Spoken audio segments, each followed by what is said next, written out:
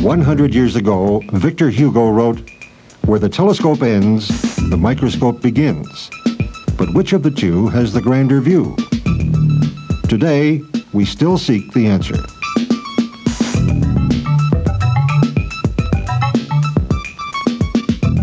A Fine Science with Holly Preston. No living thing can exist without water. Yet despite this fact, our record in the way we use water hasn't been all that good.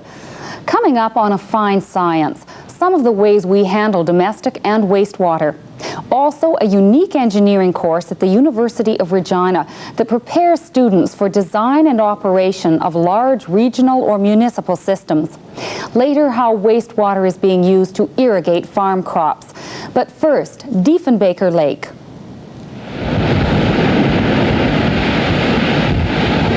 If you could turn the clock back 100 years and keep Lake Diefenbaker, early Saskatchewan settlers wouldn't believe their eyes. Right in the middle of one of the driest areas of the prairies, more water than they could ever have hoped for. The reservoir in the South Saskatchewan River stretches out for 225 kilometers.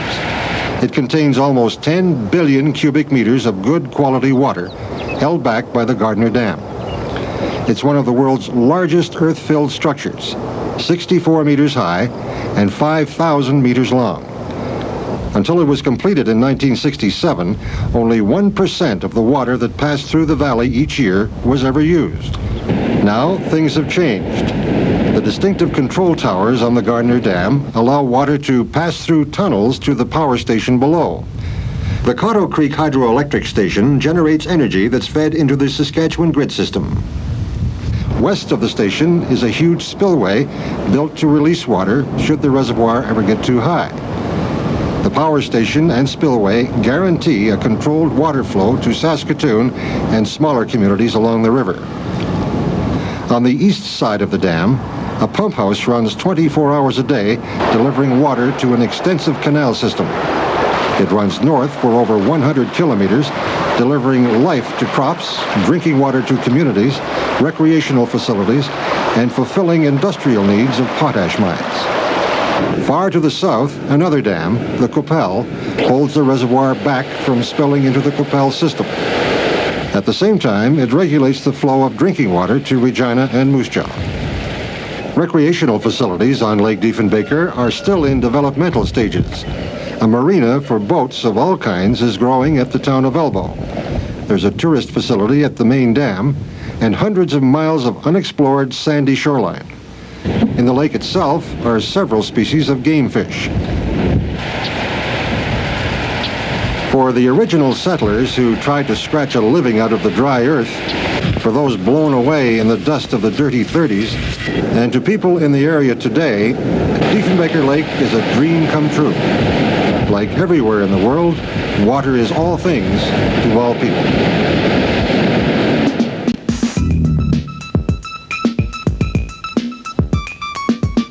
Over the years, we've had problems with water. How to use it wisely, and what to do with it after we've used it. Some headway is being made, mostly because of the efforts of governments, and a growing awareness that water in any amount is too precious to waste. Both large and small communities are becoming more active in their treatment of drinking and wastewater. Regina and Moose Jaw, for example, depend on a filtration plant at Buffalo Pound Lake. The water there requires a lot of treatment. Our water originates from the North Saskatchewan River through Diefenbaker Lake. Diefenbaker Lake overflows into the Coupelle River at the Coupelle Dam up around Elbow, Saskatchewan. It travels about 50 miles in a southeasterly direction until it arrives into Buffalo Pound Lake. Buffalo Pound Lake is just an impoundment of a section of the Coupelle River, and that is our source of water. Now, which communities are being fed by this source? Okay, our main two communities, of course, are the city of Regina and the city of Moose Jaw. We also serve a number of small communities on its way to Regina, such as Pence, Stony Beach, Grand Coulee. As the water enters the plant, we add some liquid alum to the water. The liquid alum forms a flock, Now, a flock is a gelatinous particle. It's a furry particle like a small ball of cotton backed. We introduced this water mixed with alum flock into a settling tank. And what the flock does is it attracts the particles in suspension in the water. The suspended material in the water adheres to it, forms a heavy particle, and drops to the bottom of these settling tanks. The clear water rises to the surface and is skimmed off. The clarifier can only remove about 90% of the particles in the water. So the next step is to pass the water through a filter. The top 15 inches is a coal. It's a hard coal chips, fairly coarse. Below that is 12 inches of silica sand, which is a fine silica sand. And then below that we have 3 inches of fine garnet sand. So the water then simply percolates through these 3 various layers, and the remaining particles in the water are trapped between the grains of these materials. The one problem with Buffalo Pound Lake is that during the summertime we have algae blooms, and it releases very small molecules of compounds that give it a bad taste and odor. And in order to remove those, we then take the water and pass it through a second set of carbon contactors or filters. And what that does is it traps these molecules and removes the taste and odor. We then add some chlorine to the water so that it's disinfected completely. The carbon actually removes all chlorine out of the water, so we have to rechlorinate the water to make sure that when it does arrive to the cities after traveling through the pipelines, that it is bacteriologically safe. We have a modern, up-to-date control room. It's state-of-the-art technology. We have computer systems that monitor about 200 different parameters in the plant. We only have 2 operators on at any given time. So it's virtually impossible for 2 people to observe and monitor all the different parts of the plant. So we have electronic equipment monitoring various points. Like I mentioned, there's about 200 of them in total. This information is fed into a computer, and the computer displays this information on 2 video display terminals. We also have capability of producing daily reports, which gives us a daily summary of what is happening in the plant. Qu'Appelle is a good example of a smaller community that treats its drinking water. Its problems are different from Regina's. The water comes totally from ground wells, and the main problem is dissolved iron and manganese. These substances, although not presenting an immediate health problem, can cause other inconveniences. The dissolved minerals stain laundry and plumbing fixtures, foul water softeners, corrode water mains, and can have objectionable tastes associated with them. Chlorination is the first step in removing these substances. It disinfects the water and also converts dissolved iron into particles that can be mechanically filtered out. The filters are regularly flushed out or backwashed to clean them. But what happens to the water when we're finished with it? Ideally, we should return it to the environment in the same or better condition than when we picked it up. So far, we have not achieved this to any great extent, but we have made some progress. Small towns like Wolseley treat wastewater in a 2-cell lagoon system. It achieves what is called secondary treatment standards. In other words, objectionable matter and bacteria levels are reduced by natural settling and biological processes in the first lagoon. The second lagoon is basically storage over the winter. In some cases, such as in Wolseley, farmers use the lagoon effluent for crop irrigation. This reduces disposal problems to some degree.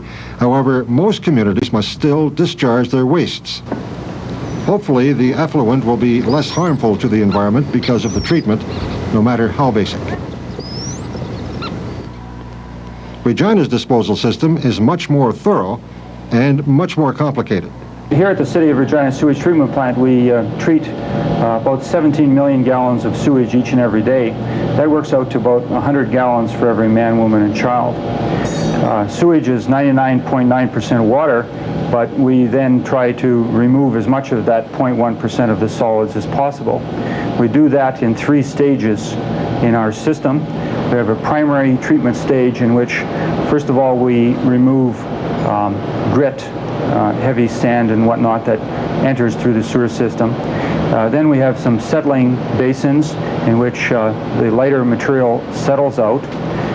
Grease floats to the top, and these 2 products of sludge and grease are removed and pumped to the anaerobic digesters. These anaerobic digesters biologically break down the sludge and the scum from the first treatment step.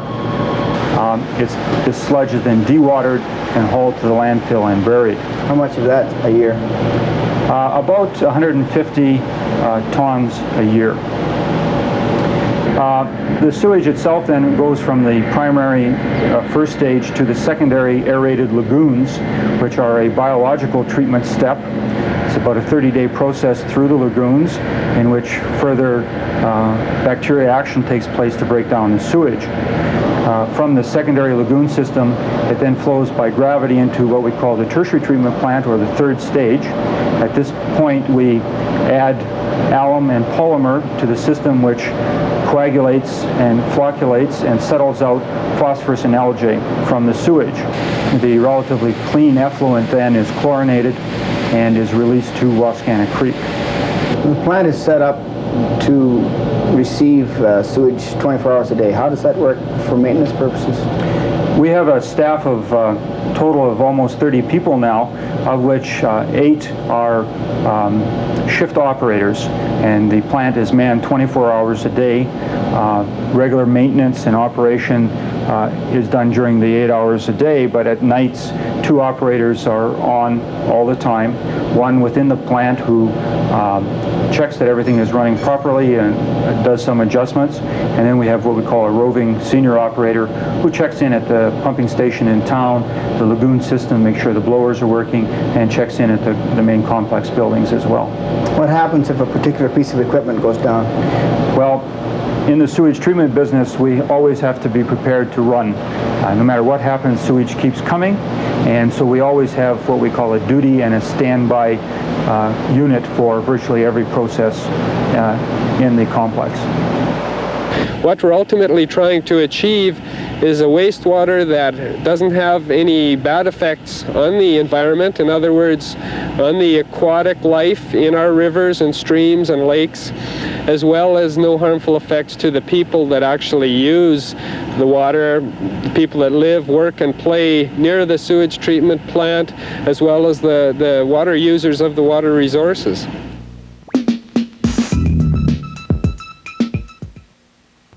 Value, selection, and service. You find it every time you step into a DeFair Home Furnishing showroom. Right now, take advantage of unbeatable savings on top-name, top-quality furniture and appliances during DeFair's Not One Red Cent Down Savings Spectacular. Choose from our tremendous selection and don't pay 1 red cent down, pay no interest, and make no payments till summer. Remember, this is a limited time offer. Discover the quality, discover the savings at a DeFair Home Furnishing Center near you. Get ready, get going. It won't stay long. Get that bold new taste before it's gone. McDonald's Cheddar Melts. Head for that beef, a quarter pound on a toasted dry bun, nothing like it around. McDonald's Cheddar Melts. With cheddar sauce, grilled onions too. A big bold taste from McDonald's to you. For a limited time, just $1.59. It's a good time for the great taste. Cheddar Melt. McDonald's, just till March 1st. Want to grow plants that look like these? Come on down to Linda's Hydroponic House, 1271 Scarth, and let them introduce you to soilless gardening. Houseplants love hydroculture, and you can grow vegetables indoors year-round. You can even transplant your current soil plants into a soilless medium. Compact, simplifies plant care. No soil-related diseases or pests. Discover the advantages of hydroculture at Linda's Hydroponic House, 1271 Scarth. Have you heard about the great deals on combines from Sperry, New Holland? Better than any other combine. For the first 2 harvest seasons, you get free service checks. You know, my New Holland dealer is right there every time I need it. I was running circles around him, and I never threw a thing over the You back. can count on a TR year after year. This is the best combine I've ever owned.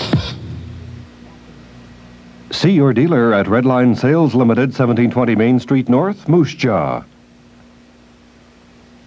Take, for example, they study about aspects like in water treatment, like water sedimentation and water filtration. And if you compare what they study in water filtration, they do, of course, a lot of lab experiments in water treatment and water quality assessment and things like that, which is of direct benefit when they go and get themselves employed in local bodies like municipal governments. What we have here is we have an experiment which takes a sample of lagoon sewage, and what we've done is we've taken 6 different jars and added a different amount of chemical in each. In one case, we're using an aluminum sulfate, which is better known as alum, which is used in the treatment of water and wastewater to settle out particles. In the sewage treatment here, what we're trying to do is remove phosphates. In this case here, the samples have gone through a flash mix with the chemical and are now continuing mixing at a slower speed. What we have here is, after it is mixed, it goes through a period of sedimentation where the aluminum sulfate, which is a coagulant, has taken the particles, the algae, and settled out the different algae. At the end here we have a control where no chemical has added, and you can see that there is still algae in suspension. As you go down the line, more chemical has been added and further sedimentation has taken place. What we've tried to do here is compared 2 different chemicals and their effectiveness on phosphate removal. From then on, we would take samples off the top of the jars and test them for phosphate. We'd also test them for pH levels and alkalinity levels to see how the different dosages has affected each parameter. What we try to do in regional systems engineering is we try to supplement the theory that's learned in the lectures with laboratory experiments, and this is just one of the many experiments that the students will themselves get their hands on and do. It's a standard experiment that's used in industry for determining dosages within a treatment plant.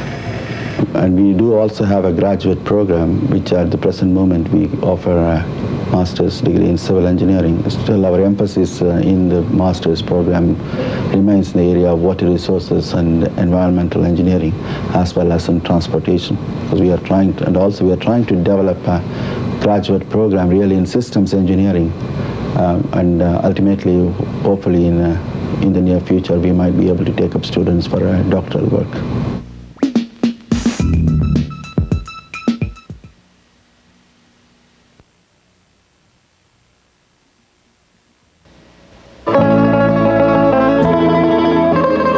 Winner of every major instrumentalist award, Roy Clark now plays some of the greatest songs of all time.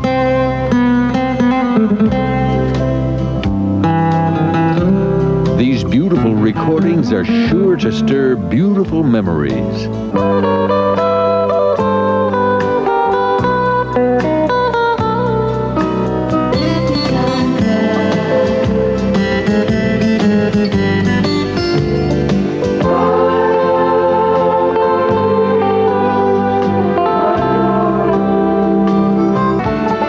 Get this treasured collection of all-time favorites played by Roy Clark. Plus, you also get a second album including Roy Clark's greatest hits. Yesterday, when I was young, so many These million-selling records are loved throughout the world. Come live with me and be my love. And This second album contains still more great instrumentals with the Beatles' Yesterday and Norwegian Wood. Love Me Tender, the classic Malagueña, and the immortal San Antonio Rose. Remember, you get both treasured albums of all-time favorites played by Roy Clark, plus Roy Clark's greatest hits on 2 records or 2 cassettes. Available only through this TV offer, so order now. Visa, MasterCard, COD charges. Call 569-1321 or save COD charges by sending $14.98 for 2 LPs or 2 cassettes, plus $2 postage and handling to Roy Clark, P.O. Box 124, Regina, Saskatchewan. That's Roy Clark, P.O. Box 124, Regina, Saskatchewan. Please specify records or cassettes.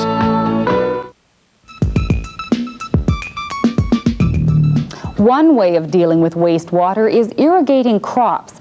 There are 20 or so projects in Saskatchewan.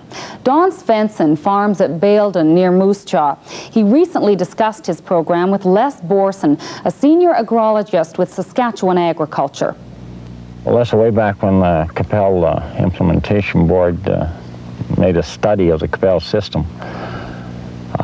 The city had to make some decisions at that time of the method that they would use to take the nutrients, which was your phosphate, out of your water before it hit the Capel. And they had 2 options. One was a physical chemical plant to precipitate out the phosphorus in the form of a sludge and either store the sludge or dispose of it in a landfill. And at that time I interviewed the city commissioner and suggested to him at that time that possibly the light land in the Baildon area could be used as a disposal for it and also as an irrigation site. And after an environmental impact study done by Professor Bill Maneely and then an economic study, they opt to go along with the farmers in the area and pipe the water under pressure out to the sandy area around Baildon, and we use it for irrigation. Could you explain how the system operates and what you have to do in the field to prepare for this type of irrigation? Well, this gated pipe and corrugation has to have a certain slope on your land. And we have a little slide gate here every 3 feet in this pipe. It is fed by an underground pipe with a valve down there at the end. And by adjusting each one of these little slide gates, we can determine the amount of water that we're letting into each one of these little furrows in between the rows down here, which are spaced at 36 inches. And these are 1/4 mile runs. And at the end of the 1/4 mile, there's a drain ditch which delivers excess water or leaching water back to a storage reservoir. Alfalfa is probably the most commonly grown crop under effluent irrigation in Saskatchewan. However, when farmers are investing in center pivots, they're doing so to produce annual crops. Your neighbors have center pivots. Could you relate some of the advantages that they've had in dealing with such things as soil erosion or seedling emergence in that regard? Well, a pivot is far more adaptable to getting a crop off to a good start. They can put everything from 1/10 to, say, 1.5 inches on soil, depending on the rate at which they're turning the pivot. And it's far more even application than what we use here with gated pipe. They take, on the other hand, they take much longer to be able to apply a certain quantity of water. We can run, to use as an example, on this 200 acres here, we can put approximately 6 inches of water on it in 10 days, which is way beyond the capabilities of a pivot. Yeah. But for normal cereal crops and for small seeded crops, that center pivot has tremendous advantage. But we were going, this gated pipe system was specifically designed to give us a lot of water just prior to the blossoming on the alfalfa, and it's specifically tailored to alfalfa seed production, whereas theirs is not. Has anybody ever expressed a concern about any microbial or bacterial type agents being in the effluent water and any risk of having them be carried over over the period of time that the crop is being irrigated? I think originally it was a very great concern to the farmers that were actively going to use this water. However, our The experience and the scientific research that has been carried on, say, by Dr. Biederbeck at Swift Current, has shown that most of these disappear with about 12 hours of sunlight. And so even when you're putting up hay, as long as you're cutting off your irrigation 2 to 3 days before, there's absolutely no residuals left or bacterial infections that can be acquired. Are there any components in water from a city like Moose Jaw that you'd be concerned about along the line of wastes from industry, metals, or various elements? Yes, there would be, but the city is also under license to use this type of system, and the Department of the Environment monitor the quality of water that we receive. And the city has to furnish to the department periodically during the year samples of the water that we're receiving. And so this concern is monitored continuously. So the farmers' health and well-being is being considered by the municipal That's correct. environment as well? That's correct.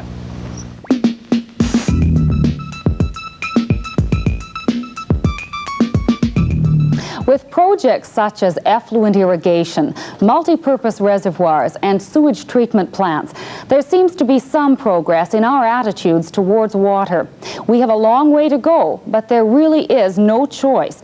To protect the water and the environment is ultimately to protect ourselves. I'm Holly Preston. Thank you for watching A Fine Science.